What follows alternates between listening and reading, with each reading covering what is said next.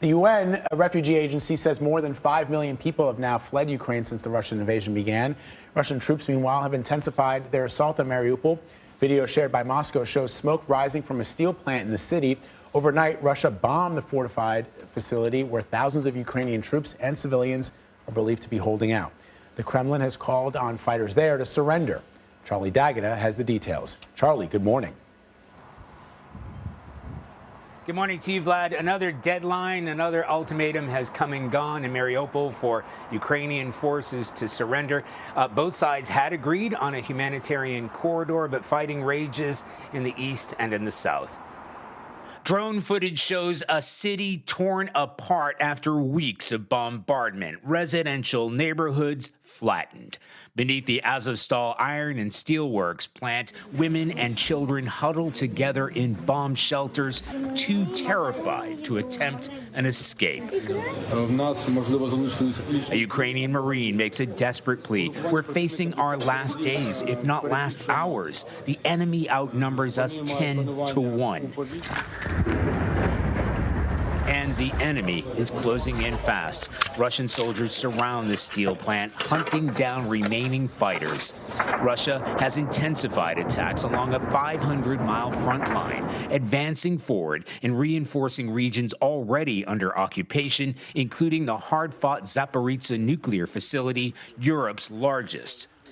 The nuclear power plant remains under Russian control in Russian-held territory on that side of the river. This is Ukrainian-held territory. Nearby, they've been counting the cost of the war.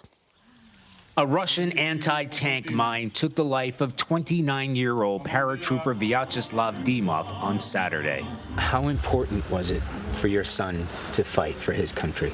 It was very important. He dreamed like crazy of becoming a soldier, his mother Alla said. But I didn't bring him into this world for war, but for a peaceful life, so he could live with his beloved wife, Ivana. His beloved wife, Ivana, and he had only been married for 18 months. They were planning to start a family when the war broke out. The 23-year-old widow told us about their last video call, saying she knew that every call might be the last one. Every time we spoke, I told him, I love you, look after yourself, she said. And now I say, I love you, look after me. Ivana told us she didn't want to believe it when she heard the news of his death, but when it sunk in, her world shattered like a jigsaw puzzle. Vlad and Elaine?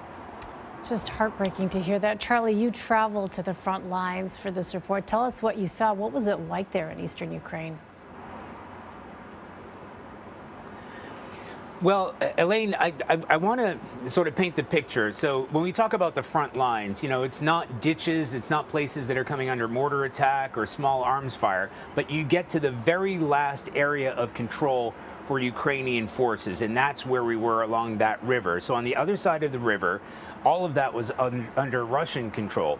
On this side, it's under Ukrainian control, and they warned us. They said, you have to be careful out there. We needed to get an escort. They don't like us showing their defensive positions.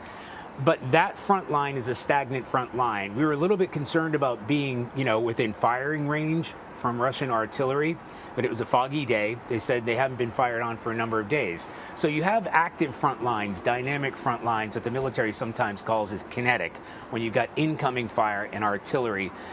We obviously had our flak jackets on because the danger was there. But here in Dnipro, even here would be considered a frontline city because it has come under attack. But there are areas where it's been active along the east, in Kharkiv, in Chernihiv before, certainly Mariupol. Those are the frontline areas where you've got Russians who are attacking and Ukrainians on the counterattack, you know, where they're in trenches and really fighting this combat. So, yes, it is a front line in terms of delineation. You've got Ukrainian forces on one side, Russian forces on another. That is liable to change, and it sometimes changes very quickly. So, yes, we were on the front lines, but the atmosphere there, it's worrying, it's concerning for the residents because they know anything could happen at any time, but it's not dynamic. They're not being fired on.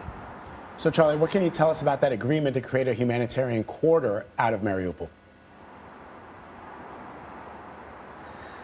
Well, Vlad, sadly, we've been talking for weeks about these humanitarian corridors. I've lost count on how many of these humanitarian corridors have been agreed upon and in place. And there are two sticking points to this. One of them is the fact that the Russians own all of the territory around Mariupol, right, and around Kherson. So either way, to the left and to the right, they own that territory. Frankly, the civilians there, and certainly the military there, just do not trust that the Russians are going to hold fire. And we've seen that. We've seen it in Irpin. We've seen it in Bucha, where the Russians have agreed on a ceasefire. Civilians have tried to flee the area, and they've come under fire. So there's a distrust that that ceasefire is going to hold. And the Russians continue to break that sort of ceasefire agreement in terms of that humanitarian corridor. Now, we are coming to a pinch point. From what we understand, about 120 civilians were able to get away from that area because now the place is utterly surrounded. In certain terms that the Ukrainians have run out of options. So, as you saw in that report, there are a number of civilians who have taken shelter beneath that steel plant.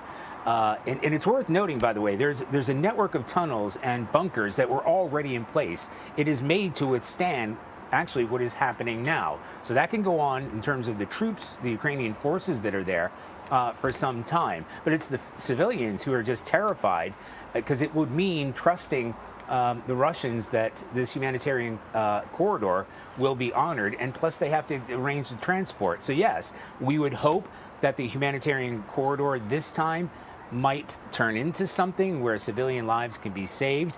But at the moment, we're not seeing this mass rush of hundreds or thousands of civilians out of that port city. It's certainly understandable why Ukrainians would be skeptical of Russians keeping their word when it comes to humanitarian efforts. All right, Charlie D'Agata in Ukraine for us. Charlie, thank you.